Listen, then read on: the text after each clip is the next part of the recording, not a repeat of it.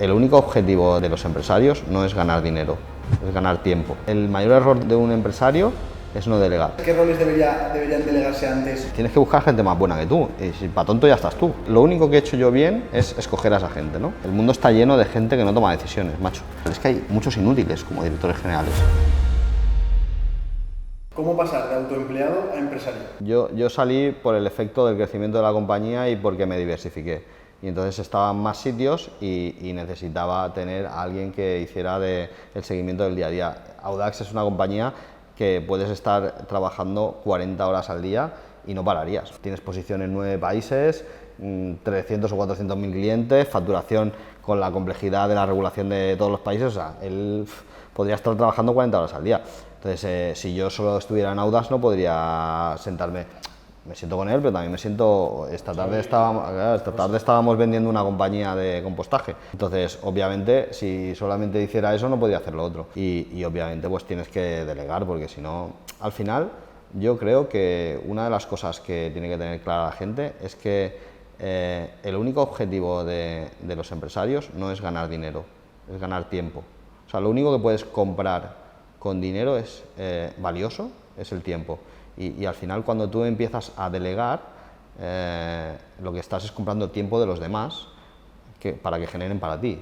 Es la única forma que tienes de crecer, porque el mayor error de un empresario es no delegar, porque al final te autolimitas. O sea, tu limitación es el tiempo que tú tienes. Si dejas de tener tiempo y no eres capaz de abrir la mente para delegar en otros, claro, es muy duro, porque hay días que este viene y me dice, vamos a hacer esto, y yo no lo veo igual. Estás aquí con Óscar, que es como una mano derecha tuya en Audax. ¿Cómo encuentras talento? La izquierda, eres la izquierda. Yo debo tener un pulpo, ¿sabes? Debo ser un pulpo de manos derechas que tengo. ¿Qué es lo que acabáis de hacer ahora? ¿Qué acabamos de hacer ahora? Bueno, esto lo solemos hacer una vez cada 2 días más o menos, que al final es ver un poco cómo va la evolución de la compañía. Él la tiene en la cabeza porque al final es su día a día y pues al final acabamos viendo los resultados pues lo más online posible, ¿no? En el sentido de que tienes que tener los KPIs y los datos lo más rápidamente posible para poder tomar decisiones y vamos viendo a ver cómo lo vamos organizando, porque... Sí, lo de José es más estratégico, no tiene que centrarse en analizar si un mes ganamos 500.000 más o 500.000 menos, esto es mi trabajo, ¿no? Ver qué ha pasado, por qué ha pasado, tal, y él darle la visión de cómo va la compañía y qué es lo que nos va mejor, qué es lo que nos va peor, para él decidir, oye, pues estratégicamente hacia allí. En las primeras contrataciones, ¿qué puestos, qué roles son? Y eso que puede, o sea, ¿cómo puede ver una persona desde fuera, una persona que está emprendiendo? Es decir, ¿son los mismos roles los que tiene que emprender, o sea, los que tiene que hacer cada uno en su negocio? ¿O cada empresa, cada proyecto son diferentes roles los que tiene que empezar a contratar primero? No, es que es muy natural, Es que es... O sea, ¿tú qué piensas, qué roles deberían delegarse antes o qué cosas en tu proyecto deberían delegarse antes cuando estás teniendo un proyecto? Pues básicamente tú haces una lista de tus carencias y buscas gente más lista que tú. O sea, tienes que buscar gente más buena que tú. Y si para tonto ya estás tú. La gracia de las personas es que ninguno somos perfectos. O sea, es que yo tengo muy claras mis carencias.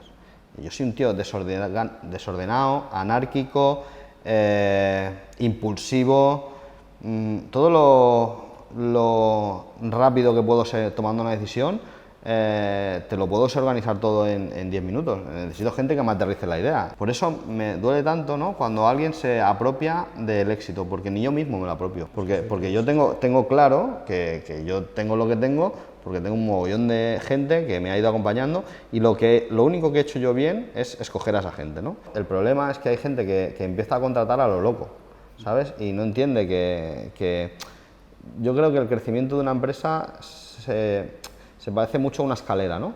O sea, tú vas caminando una escalera, subes un escalón, ahí te cuesta, ¿no? Te fatigas y tal, luego tienes un periodo de llano, un periodo de subida, un periodo de llano, y tienes que identificar esos periodos, ¿no? Porque no puedes estar todo el día en subida, porque si estás todo el día en subida te vas a matar.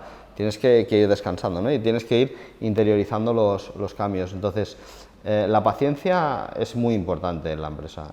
Y después, hostia, tener los datos al día, ¿sabes? Contabilidad al día, Hay gente que cree que tener la contabilidad al día es un coste y yo creo que es imprescindible, ¿no? O sea, al final saber cuánto hemos vendido en Polonia este mes y cuánto hemos ganado y cuánto hemos perdido, o sea, cuanto antes sepas cuánto has perdido, mejor, ¿sabes? Yo creo que también, José, queda mucho en esta parte del vídeo y contenido explicar lo de BLV.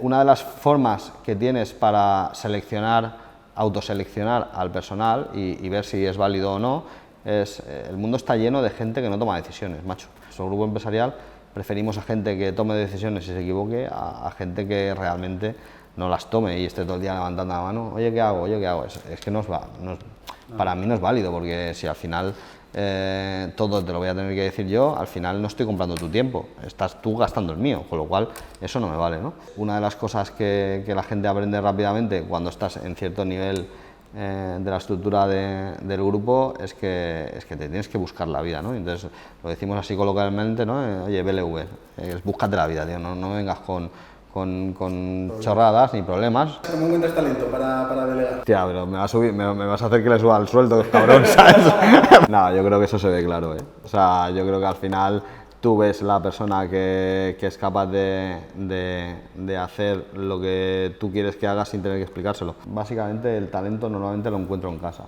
no salgo a buscarlo fuera. Prefiero ascender gente desde abajo por un tema de lealtad, ¿no? Al final la famosa pirámide de valores para mí es lealtad, actitud y por último actitud. Parte de Óscar es un puto histérico, ¿sabes? O sea, él entra en una compañía y necesita tomar el control supremo, ¿sabes? Hasta el punto de la extenuación del personal. Pues pasó de una compañía médica a dirigirla a una compañía eléctrica, cosa que no tiene nada que ver una cosa con la otra, porque entraste justo antes de la crisis. Justo entré y empezó la pandemia. Que nadie pondría a alguien que era director comercial de una compañía médica a dirigir una compañía de pescado.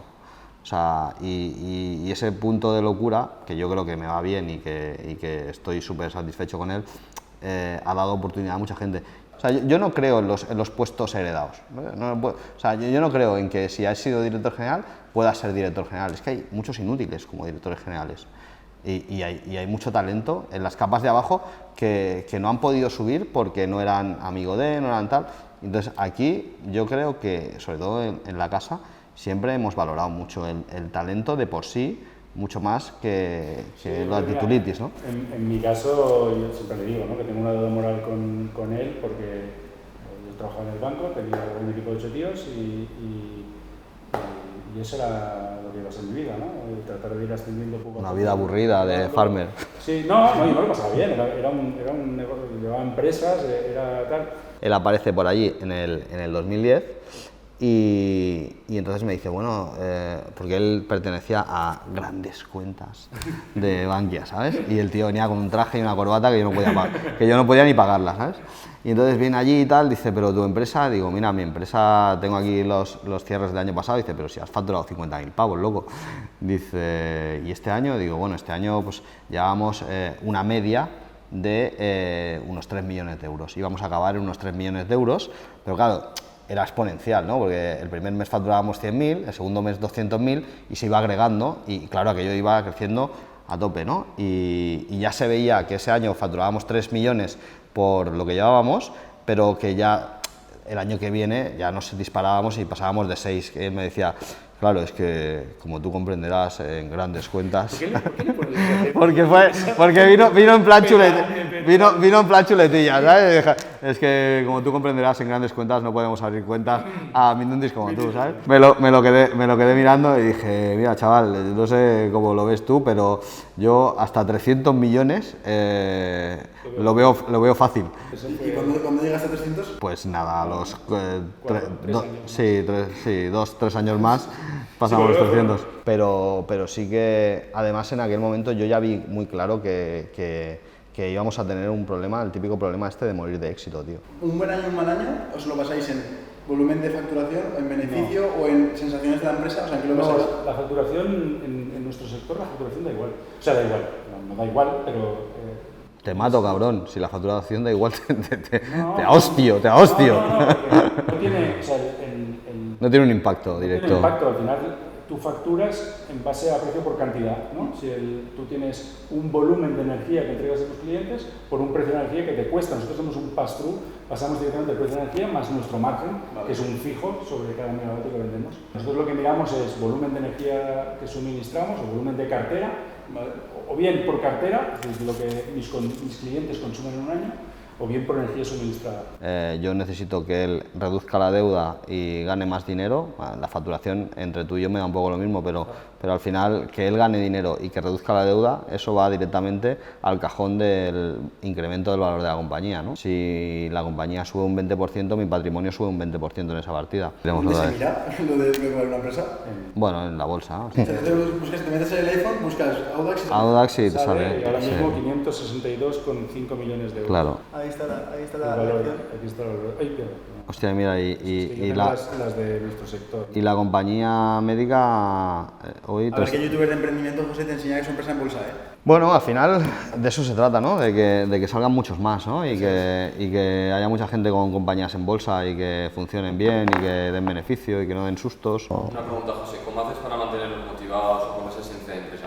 La pasta es una buena motivación. No es la pasta, José, no. Oye, perdona. No es la pasta, tío. Ahora va a parecer que te estoy pagando aquí 4 mierdas. Somos una compañía en la que, joder, te digo, cualquiera que está en servicios centrales sí que quiere hablar con José y a ver, no dejamos que cualquiera tampoco se ponga tal, ¿no? Pero que es un tío súper accesible, ¿no? No tenemos una estructura muy jerarquizada donde no consigas ver una compañía de 2.600 millones de euros de facturación. Me gustaría saber cuántos conocen al director general. Yo me conozco a toda la gente que hay en España, a toda la gente que hay en todos los países, porque he estado en todos los países yendo. Y él hasta... ¿Conoces a todos los de Hungría?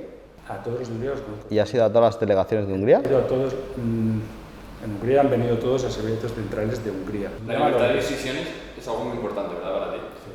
Hombre. Sentirme parte de las decisiones, no tomarlas. Es decir, él viene y me dice, tío, esto no lo veo, pues nada más. Tener un tío como director general que primero piensa la decisión, te la pone encima de la mesa, tal, no sé qué, no sé cuánto, pero si no la veo yo, es capaz de girar su decisión para adoptar la tuya, eso es la polla. Pues llegados a este punto, nos encantaría recibir comentarios en los que nos pidáis consejo o nos pidáis que os ayudemos a superar los retos en los que estáis metidos en vuestras empresas, porque seguramente que nosotros desde nuestra experiencia podremos daros un punto de vista seguro muy diferente.